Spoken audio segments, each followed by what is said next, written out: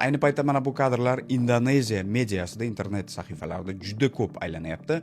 Timur Kapadze ayni paytda rasmiy tashrif bilan Indoneziyada bo'lib turibdi. Timur akaning o'zi o'sha rasmiylar bilan uchrashuvda men shunchaki taklifga ko'ra mehmon bo'lish uchun keldim deb aytgan, eshitishingiz mumkin.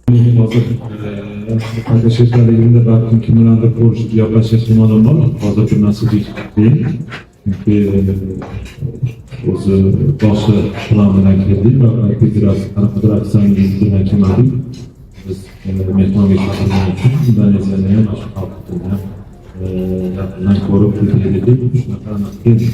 Indoneziya milliy terma jamoasi yaqindagina Patrik Kluivertni o'z lavozimidan ozod etgan edi. Sababi Indoneziya 2026-yilgi AQShda bo'lib o'tadigan Jahon chempionatiga yo'llanma masalasini hal qila olmadi. Va Indoneziya futbol federatsiyasi tomonidan tuzilgan short listda, ya'ni murabbiylar ro'yxatida juda ham katta nomlar bor do'stlar. Frank de Boer, niderlandiyalik juda ham mashhur bo'lgan sobiq futbolchi, ayni paytda murabbiy Shin Tae-yong, ya'ni koreyalik mutaxassis Timur Kapadze 3-chi bo'lib turibdi. Boyan Hodak, xorvatiyalik, Akira Nishino Yaponiyadan va Jesus Casas Ispaniyadan, oxirgisi esa Bernardo Tavares Portugaliyalik.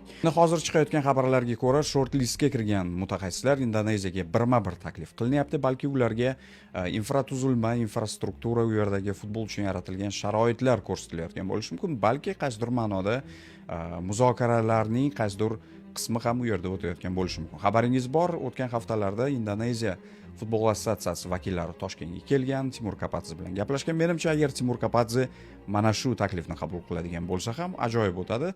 Chunki biz bilan yana kelajakda o'rtoqlik o'yinlari, balki bo'lib ham 2026-yilning mart oyida o'rtoqlik o'yinlarida ishtirok etish varianti ham bo'lishi mumkin.